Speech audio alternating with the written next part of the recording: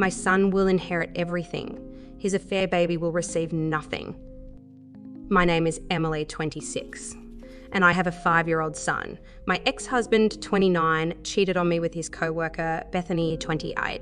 I was 2 months pregnant with our second child when I found out. Bethany was going to have his child. It's miscarried.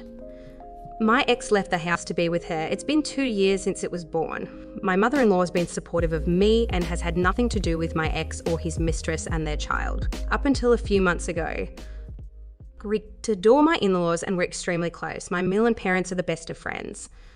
She loves me and her grandson more than anything. This infuriates my ex-husband's affair partner. My in-laws cut contact with them straight away. Bethany was jealous that her child would never know the love of her grandparents. At least her son has a father. This brings us to the problem. Unfortunately, my Mil has been very ill for a while and so she's updated her will. My ex-husband was an only child. So he would get everything, but now my son will inherit her house, villa and money. I will receive a large portion of her money and all of her belongings. Until my son turns 18, it will be in my trust. If passed before that, my parents will take care of it. They do not know this.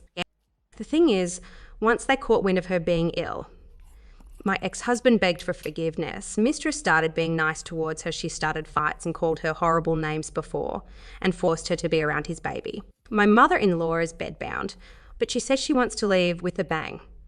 So she'll endure this. I haven't encouraged her to do anything, and this is her choice alone. They want her money, and her son thinks he is still included in the will. He also thinks his child will now be acknowledged by his grandmother and will also receive money. Now, my Mil hasn't actually said she's forgiven them. She despises her son and his mistress for tearing apart our family. She wants to reward those who deserve it and get revenge in one go. The mistress keeps on hinting on how her child will grow up and attend a great college, etc.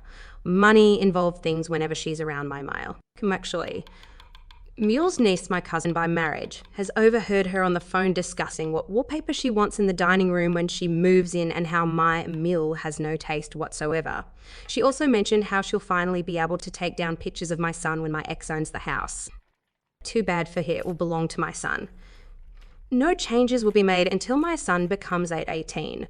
It's his grandmother's home and he should be allowed to cherish it in the way she's decorated it. I'm not really allowed to tell anyone. And though this revenge will be satisfying, I'll have to lose my mother-in-law. It's kind of a win-lose situation and I dread the day when she'll take her last breath. She means a lot to me. I love her.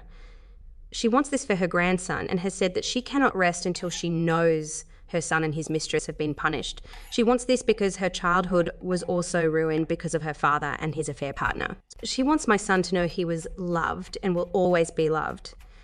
I hope my son will always value the great women in his life.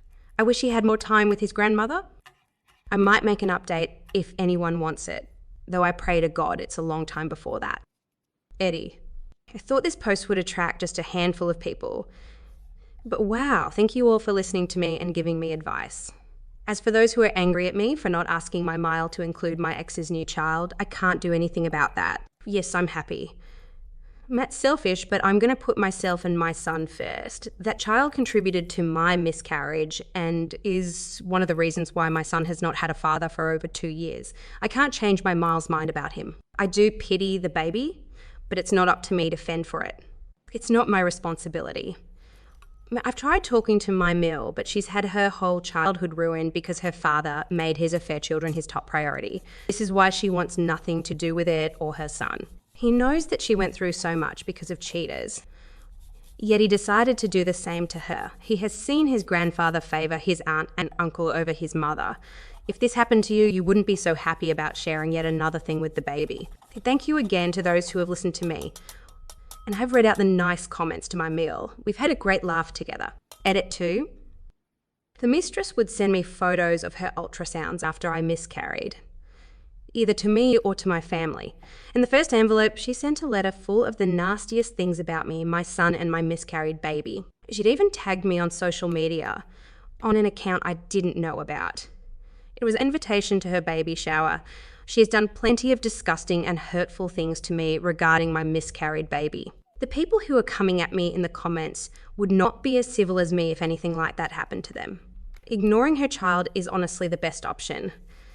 I do not want my son to grow up with her son. But to those who are insulting and saying rude things about my dying mother-in-law, you are truly disgusting.